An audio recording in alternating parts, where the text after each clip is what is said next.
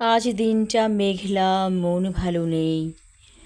সন্ধ্যা নেমেছে ঝুপঝুপ করে, কালো অন্ধকার যেন আমাকে বলে যায় কানে কানে, কালী সন্ধ্যায় ঘরে চলে যাও, থেকো না দুয়ারে দাঁড়ায়ে।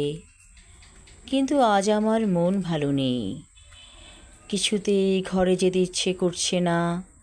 দুয়ারে দাঁড়িয়ে আছি, অন্ধকার আরো গাঢ় হচ্ছে। কে যেন ধূপ জ্বালিয়েছে, ধূপের গন্ধে মন আরও বিভোর হয়ে গেল।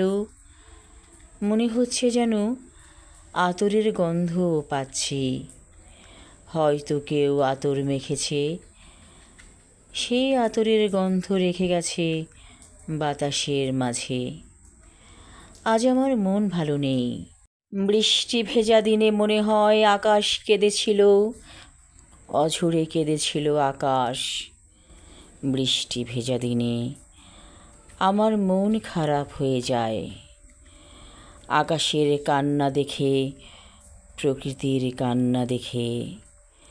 ঝুপঝুপ করে আরও অন্ধকার নামছে, এখনও আমি দুয়ারে দাঁড়িয়ে আছি। আমাকে ঘর ডাকছে, এসো তুমি, ঘরে এসো, দুয়ারে থেকো না দাঁড়ায়ে। আমি ঘরে এসেছি, আমার চিরচেনা রুম, আমার বিছানা, ড্রেসিং টেবিল, কাঠের আলমারি, সব কিছু আমার পরিচিত। চিরচেনা এই রুম আজ কেন অচেনা লাগে। মাঝে মাঝে আমি অবাক হয়ে ভাবি, কে আমি কে? আমি কোথায় ছিলাম, কোথায় আছি, আবার কোথায় চলে যাব জানি না। এত অনিশ্চয়তার মধ্যে জীবন কেন মানুষের?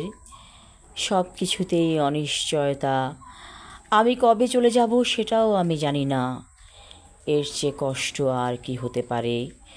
সব কিছু ছেড়ে চলে যেতে হবে, থাকতে হবে ঘুমিয়ে মাটির বিছানায়।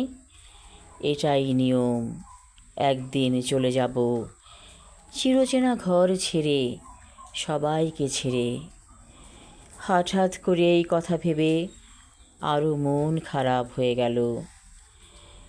কে যেন আমার রুমে কয়েল দিয়ে গেছে, কয়েলের গন্ধ আবার আমাকে উদাস করে দিচ্ছে। ঝুপঝুপ করে সন্ধ্যা নামছে, কালো সন্ধ্যা।